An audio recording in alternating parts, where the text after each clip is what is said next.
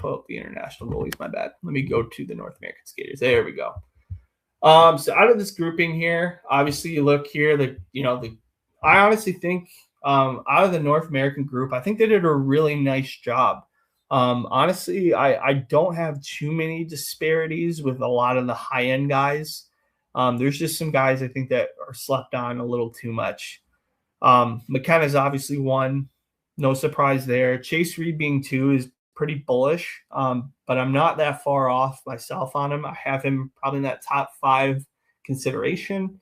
Carson Carrells, I think he's a little rich here at 3, but it's not unprecedented to think that some team will take him in the top 5. He's got that kind of skill set. Verhoff to me at 4. Again, I think it's too low, but doesn't really cause a lot of concern for me. The right team will select him, and I think he'll do very well in the National Hockey League. And at the bare minimum, this kid's, to me, a top 3 pick, but others may disagree. Daxton Rudolph here at 5. Not that terribly concerned about him being that high. I don't think it's that crazy. Same with Kale Malhotra here. I don't see the top 3 upside that a lot of people are seeing out of Kale Malhotra. I think he's a very intriguing player. I think there's a lot of hype that deserves to be around him. Based on the way he's played, but I think we're also experiencing a lot of recency bias with Kale Malhotra. I don't know that I see this incredibly impactful player that is going to be a top 6 guy that's going to always play and have 70 points in the National Hockey League. If you're expecting that out of Kale Malhotra, I think you're going to be sorely disappointed. He'll probably be a 50, 60-point guy with some good offense, very smart player. He'll probably just be a more offensively gifted version of his dad. And that's a very good hockey player, plays 15 years, but to me, not a top 5 guy in my opinion. Tynan Lawrence, probably pretty appropriately ranked here. I think he's probably more out of the North American skaters. I probably have him closer to like 10 or 12. I just don't know that, he leaps a lot of different guys I've seen this year. But nonetheless, a very intriguing prospect. Somebody would be very proud to get him anywhere from, 12 to 16, in my opinion. I think he'd be more than viable at that spot. And I would argue at the latter half of that point, he's probably in the consideration of being a steal at that point. Some other guys to watch here. Nikita Klepoff being at 8 was extremely surprising to me, but in a good way. I have him as a top 15 selection. It's good to see he's getting the notoriety he deserves. I think he's a guy who definitely deserves in this 12 to 15 conversation. You go to Ethan Belchetz now. Ethan Belchetz is a guy who unfortunately has dealt with a lot of injuries, but you can't ignore the fact that he's a huge guy with great skill, good in front of the net too. He will definitely provide offense in more ways than none. He's definitely an intriguing guy to watch. I think he'll be a guy in a redraft that'll soar up redrafts, in my opinion. Definitely an intriguing guy to watch. Ilya Morozov, another guy who I think is deserving of being in this position. I really like his overall game. He's done well at the NCAA level. Probably is not nearly talked enough, in my opinion. But it's a really awesome player to watch, very intriguing guy to watch. I think there's a ton to like out of Ilya Morozov, and he deserves to be in this 15-20 conversation, in my opinion. You look here now, Oscar Hemming. I have Oscar Hemming at 6 across all players, but I understand him being a little bit lower. Same with Hurlburt. He's probably in the right spot here. I like him and where he's able to be. Wyatt Cullen is a guy who, honestly, I probably just have not gotten a lot of views on. And that's more my doing than as opposed to him not deserving of being here. So I won't comment on Wyatt Cullen. We'll get to Novotny now. Novotny to me is not a first-round pick. He's just not. A lot of people are putting this kid in their top 10. I don't see it at all. He's really struggled. He struggled last year at the pro level. He played in the OHL playoffs this year. Did not play well. Scores a lot of points in really, garbage situations, in my opinion. I think he, there's some intrigue in terms of what he could be. I don't think he's lower than being a second-round pick, in my view, but he's not a first-rounder, in my view, at all. I think there's too many guys in this draft that show too many elite facets where I don't know that he brings anything elite. And that's no offense to him. I just don't know that I see the upside that everybody else does. This is like with concentrated viewings on him. I just don't see it. Max Dagenet, I think he's a guy who I think's worked himself in the first round consideration, no question. I think he'll probably be a later first round guy, and that's not a bad thing for him. I think he's proven that he's a really good offensive weapon. Also a guy that's not afraid to throw the body around. He's a bigger guy here at 6'4" and almost 200 pounds. It's, and being that young, he could get up to 220. There's a real intriguing player in that regard. Ryan Lynn here at 16. I think he's way higher than that, but again, I understand it. Tommy Blyle, a guy I haven't really commented on publicly, but with Blyle, you get a really, really fascinating skater. One of the best skaters in the draft. Offensively, I think has proven it very nicely this year in the QMJHL and been a real key contributor to the Moncton group there. The Wildcats. I forgot their name for a second, but has really shown it very nicely. I think there's a real sleeper quality to Tommy Blyle. I don't know that I would put him more than where I don't have him in my first round. I don't know that I would understand if a team took him in the first round, but I don't know if I personally view him as a first rounder. But I know other teams will definitely do so with that skating. Xavier Villeneuve, he's not a first round candidate. Another guy. I think you're getting Lane Hudson-itis. Everybody thinks they're going to get the next Lane Hudson, Cole Hudson. This kid ain't it. Like he's a great skater. I think he's got overall. Could he work on his game? Absolutely, but I think he forgets a lot in the defensive zone. I don't know that he brings enough offense to contribute to the lack of defensive attention. He's got a very junior shotgunny style game that I don't really think will translate very well at all. And that's something he'll have to work on. And him being a late born 07 already and being a smaller frame guy and having the warts there, I wouldn't be touching him even until the third round. That's how I personally feel about Xavier Villeneuve. Hope to be wrong, but don't really love that game at all. And obviously 6 goals in 37 games. I don't know that he's necessarily brought the offense in the ways that people think he should. And that's an unfortunate situation for him. We'll go now to Igor Shilov. Igor Shilov is a guy who I think's got some severe intrigue. I have him in my top 10. Sneaky sleeper here. If you get him in the late first round, you're getting an absolute weapon. I think a really intriguing option for a lot of teams. Definitely a team that I think a lower end team. A team that's got a really good winning culture could take a guy like Shilov and really mold him defensively, and I think he would be an absolute force in the National Hockey League by the time he's 21, 22. The Ruck Twins, guys that I think are clearly first-rounders in my view. They've done an excellent job this year. Rogowski's probably playing, like I said, I've compared him before to Brian Boyle. I think that's probably going to be what he ends up being as a player. Benjamin McBeath, I really don't have much on him, I'll be honest. So I'm not going to comment on him. But I'll go ahead here and talk more about some other guys. Some other guys just off a quick glance. Mathis Preston being here in the second round seems to be a growing thing. I don't know with Preston if he's a guy who I would ignore being a first rounder. I understand why people have him in the second round because I think there are some warts for sure. But I don't know personally if I see him being this low. Could he fall? Sure. I don't know if he'll fall, though, as a mid-second round pick. And that seems to be where they have him slotted if you compare him to the European options as well.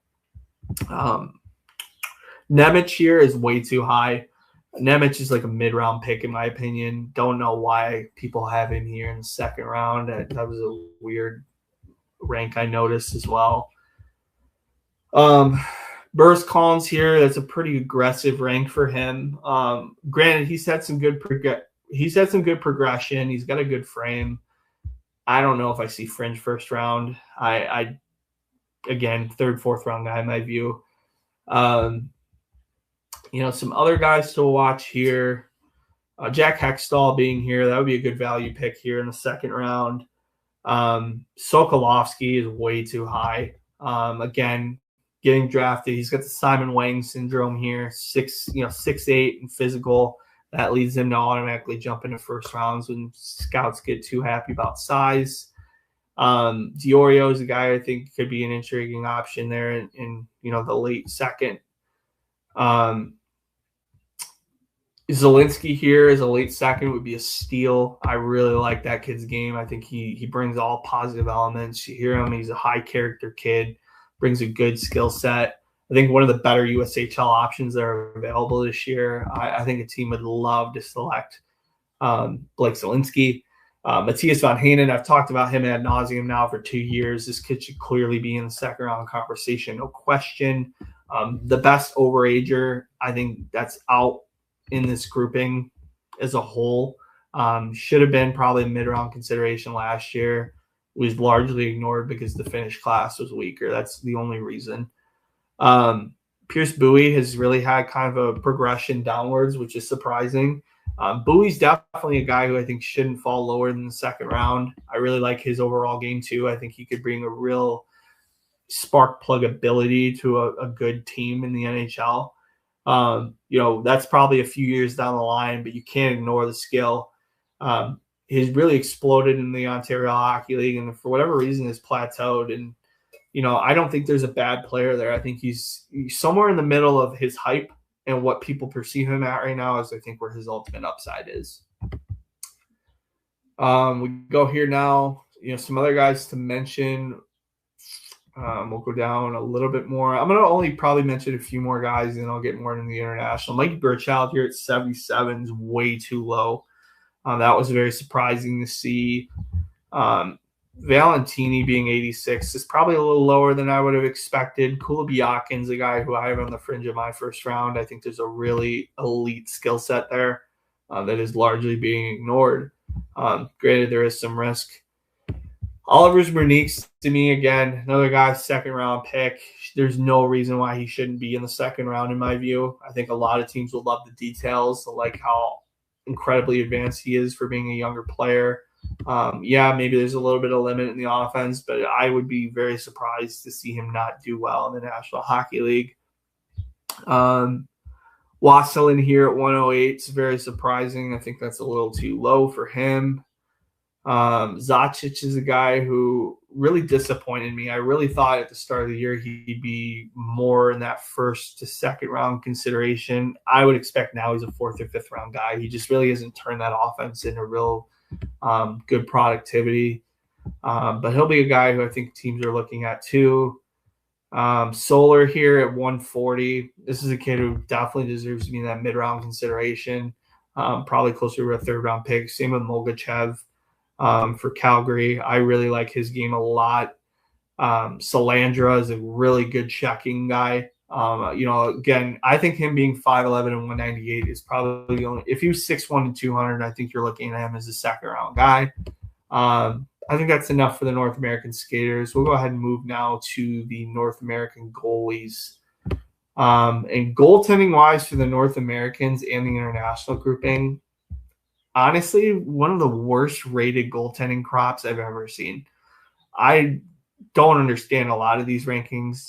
My best goalie out of this group, honestly, William LaSalle deserves to be in that high-end consideration, no question. Being deaf and being that good of a goaltender is incredible, and it's not nearly talked about enough. I think he's a guy who's easily a top 5 goalie in this grouping.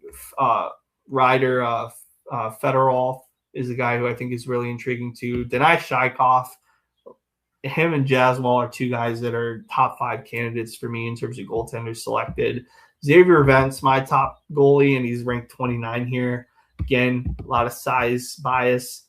Very surprising to see. But, Shaikov, Jaswal, Hrabek, those are 3 guys that I think are extremely slept on in this ranking.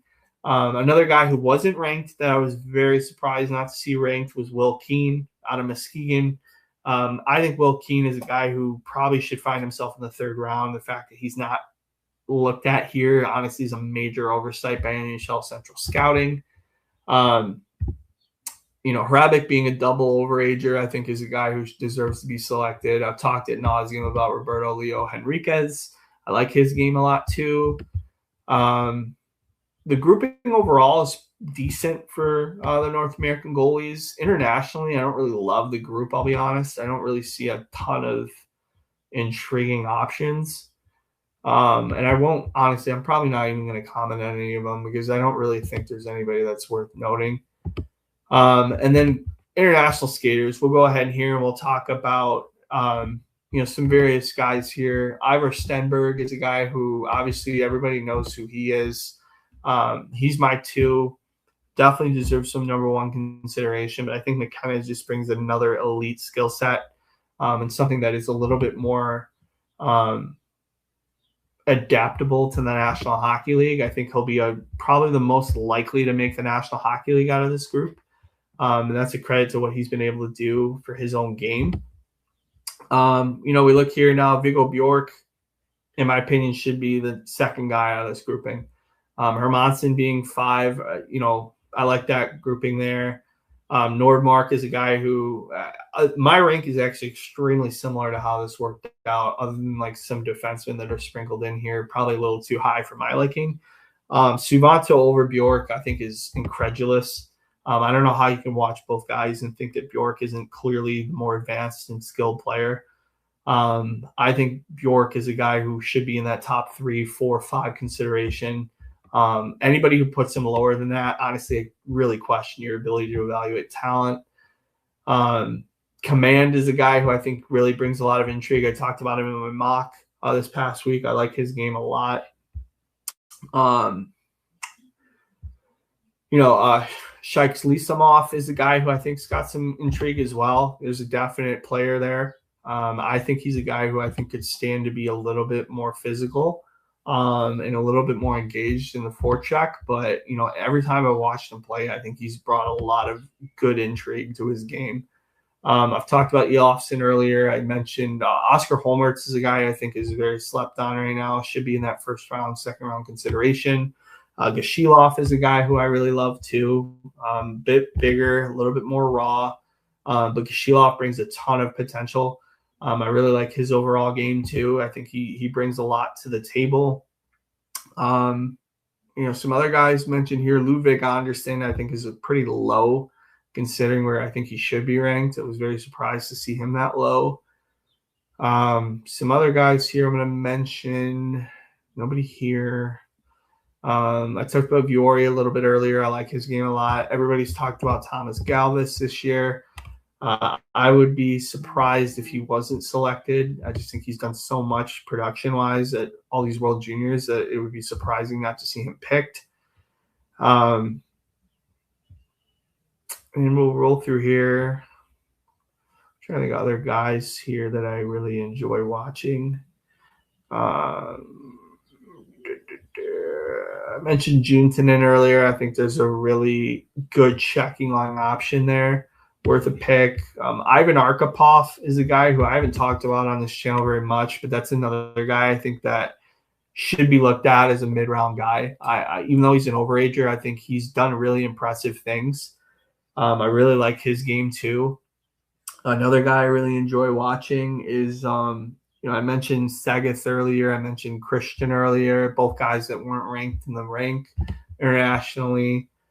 We can talk North American wise. I forgot to mention him, but another guy I think you want to really watch going into the draft from the BCHL, 2 guys here, Boris Borin and Dmitry Kubantsev. Both guys I think will be immediate impact D1 players when they decide to commit to a D1 program or they go to the CHL import route. I think either option to them would be an intriguing option.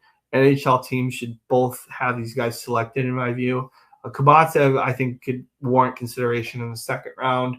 Bourne, probably more of a 4th or 5th round guy.